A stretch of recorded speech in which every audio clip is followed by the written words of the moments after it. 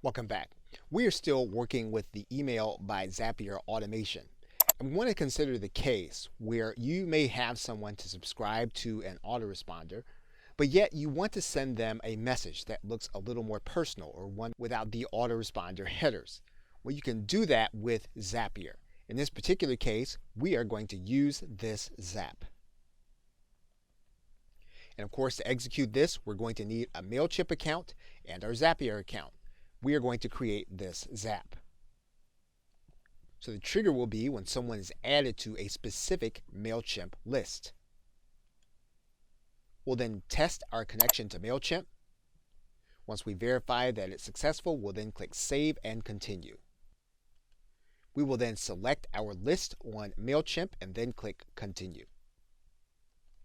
We want to verify that we have at least one subscriber already created, and then we're going to click Fetch and Continue. Once we click Fetch and Continue, we'll verify that our test is successful, and then we'll click Continue.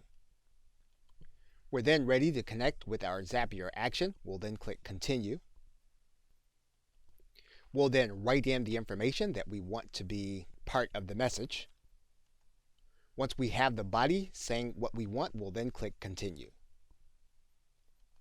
We'll then send our test to email by Zapier. And once we've done that, we'll then click Finish.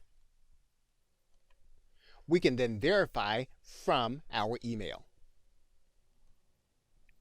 Okay, so with that, thanks, and I will see you in another video.